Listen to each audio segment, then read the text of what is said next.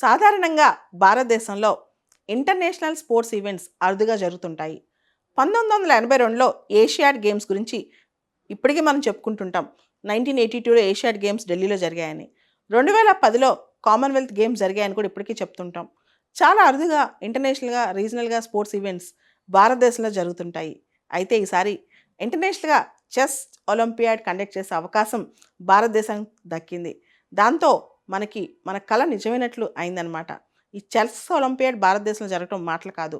44వ chess olympiad ఇప్పుడే చెన్నైలో start అయింది. దీన్ని తమిళనాడు గవర్నమెంట్ హోస్ట్ చేస్తుంది చెన్నైలో. ఇది చాలా అద్భుతం కదా! ఆ గవర్నమెంట్‌కి అంత మంచి ఆపర్చునిటీ వచ్చింది. ముఖ్యంగా ఈసారి చెస్ అనేది మనకి అందరికీ ఇది ఒక బ్రాండ్ అవుతుంది ఇండియా ఇప్పుడు. ఈ 44వ చెస్ ఒలింపియాడ్ పెట్టడం ద్వారా. దీనికి సాక్షాత్తు ప్రధానమంత్రి మోడీ గారు ఓపెనింగ్ సెరమనీకి ఇప్పుడు అటెండ్ అవుతున్నారు ఈ రోజున. ఇది world's biggest team chess championship అనమాట. ఇప్పుడు చెన్నైలో జరిగే చెస్ ఒలింపియాడ్. దీనిలో దాదాపు 180 దేశాలు, 187 దేశాలు వస్తున్నాయంట. ఈరోజు హిందూ పేపర్‌లో ఫస్ట్ పేజ్ యాడ్ అనమాట. తమిళనాడు గవర్నమెంట్ 180+ కంట్రీస్ అని చెప్పి 187 కంట్రీస్ వస్తున్నాయి. దీనిలో స్పెషల్ అట్రాక్షన్ ఏంటంటే ఏఆర్ రెహమాన్ గారు మనకు తెలుసు. ఆయన ఆస్కార్ అవార్డ్ విన్నర్. ఆయన ఈ స్పోర్ట్స్‌కి ఈ చెస్ యాంథమ్ ఒకటి స్పెషల్‌గా పాడి చెస్ ఒలింపియాడ్ కోసం లైవ్‌లో పెర్ఫార్మ్ చేయబోతున్నారంట. దీంతో పాటు ఈ ఒలింపియాడ్‌కి స్పెషల్ అట్రాక్షన్ తెలుసా? నార్వే నుంచి మ్యాగ్నస్ కార్ల్సన్ ఆయన వరల్డ్‌లో చెస్ ఛాంపియన్ అనమాట. ఆయన గ్రాండ్ మాస్టర్ అయ్యారు. మ్యాగ్నస్ చార్ల్సన్ ఆయన వస్తున్నారు నార్వే నుంచి. తర్వాత యూఎస్ నుంచి ఫ్యాబియానో, లెవిన్, వెస్లీ అని గ్రేట్ ప్లేయర్స్ వీళ్ళు చెస్ ప్లేయర్స్ వీళ్ళందరూ వస్తున్నారనమాట. అసలు చెస్ ఒలింపియాడ్స్ అనేవి ప్రపంచంలో ఎప్పటి నుంచే స్టార్ట్ అయినాయి. చెస్ అనేది అంటే చదరంగం అనేది రాజుల కాలంలోనే ఉంటుంది. మనందరికి తెలుసు. మన పాత సినిమాలో కూడా రాజులు చెస్ ఆడటం చూపిస్తూ, చెస్‌లో ఓడిపోవటం చూపిస్తుంటారు. సో, దీని వెనకాల చాలా కథలున్నాయి. ముఖ్యంగా రావణాసురుడు భార్యను మెప్పించడానికి, మండోదరిని మెప్పించడానికి చెస్ ఆడటం స్టార్ట్ చేసి భార్య చేతిలో చెస్ ఓడిపోయాడని. అలానే మన తెలుగు రాష్ట్రాలు చూస్తే కోనేరు హంపి, హారిక, ద్రోణవల్లి హారిక వీళ్ళందరి పేర్లు చాలా టాప్‌లో ఉంటాయి చెస్‌లో. అండ్ ఇండియాలో 5 సార్లు గ్రాండ్ మాస్టర్ అయ్యారు విశ్వనాథన్ ఆనంద్. మన ఇండియా నుంచి 5 టైమ్స్ అయ్యారు. ఆయన తమిళనాడు. సో, ఇంతమంది చెస్ ఛాంపియన్స్ భారతదేశంలో ఉన్నారు. చెస్ అంటే బ్రెయినీస్ ఆడతారు. బాగా చాకచక్యం కలిగిన వాళ్ళు. చిన్నప్పటి నుంచి ఆ బ్రెయిన్ ట్యూన్ చేస్తే ఎవరైనా చెస్ ఛాంపియన్ కావచ్చు. సో, ఇప్పటి వరకు ఇండియాలో టెన్నిస్, బ్యాడ్మింటన్, క్రికెట్ ఇవన్నీ ఫేమ్. చెస్ ఆడతారు కానీ ఏదో టైమ్ పాస్‌కి ఆడినట్టు ఆడేసి హాబీలాగా పక్కన పెడతారు. దాన్ని ఒక ప్రొఫెషన్ లాగా తీసుకున్న వాళ్ళు చాలా తక్కువ మంది ఉంటారు. అండ్ చెస్ ఛాంపియన్‌షిప్స్‌కి తిరగాలన్నా ఇతర దేశాల్లో ఎళ్ళాలి. భారతదేశంలో ఇలాంటి ఛాంపియన్‌షిప్ పెడితే నిజంగా చాలామంది ఔత్సాహికులకి ఇదొక ప్రోత్సాహమే కదా! దాంతో పాటు భారతదేశంలో ఇప్పుడు ఈ గేమ్స్‌లో ఈ 44థ్ చెస్ ఒలింపియాడ్‌లో మన దేశం నుంచి 30 మంది ప్లేయర్స్ ఆడుతున్నారంట.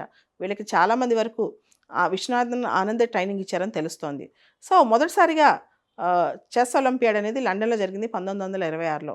1956లో మొదటిసారి ఇండియా చెస్ ఒలింపియాడ్‌లోకి ఎంటర్ అయింది. 1957లో చెస్ ఒలింపియాడ్‌కి అమ్మాయిలు కూడా వెళ్ళటం స్టార్ట్ చేశారు ఇతర దేశాల నుంచి. తర్వాత ఇండియా నుంచి ఫస్ట్ టైమ్ ప్లేయర్స్ 1956లో ఎళ్లారని చెప్పా కదా! వాళ్ళలో వెంకట్రామన్ అనే అబ్బాయి చెన్నై నుంచి, రామ్‌దాస్ ఉత్తరప్రదేశ్ నుంచి, మహల్కర్ ఇలా రకరకాల ప్లేసెస్ నుంచి వెళ్ళారంట. సప్రే అనే అబ్బాయి బాంబే నుంచి అని చెప్పి. తర్వాత ఇండియా అప్పటి నుంచి కూడా చెస్‌లో బానే పెర్ఫార్మ్ చేస్తోంది.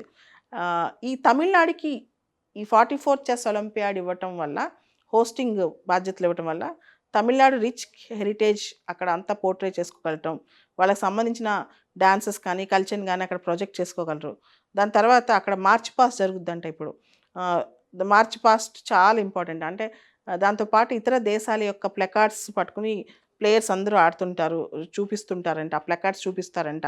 అక్కడ టీమ్స్ లాగా వచ్చి. ఇది కూడా మంచిదే అని చెప్పొచ్చు. దాంతో పాటు ఆహ్, ఇండియాకి ఇది దొరకటం అనేది మనందరికి తెలుసు.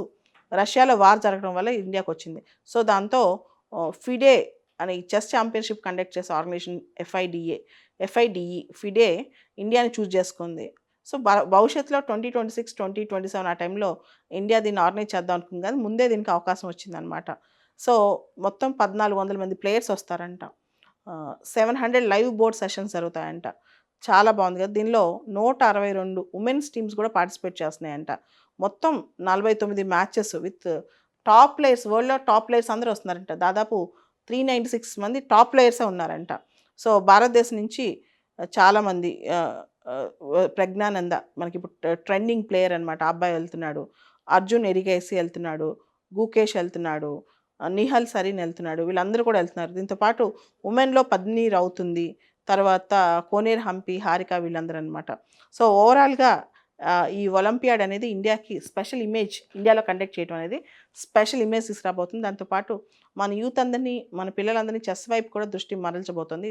ఎందుకంటే ఇది మైండ్తో ఆడే గేమ్ కాబట్టి. దాంతోపాటు ఒక టాలెంట్ అనేది ఇండియాలో పెరిగే అవకాశం ఉంది. చెన్నై దీన్ని చాలా ప్రౌడ్ మూమెంట్గా భావిస్తుందని తమిళనాడు గవర్నమెంట్ అర్థమవుతుంది.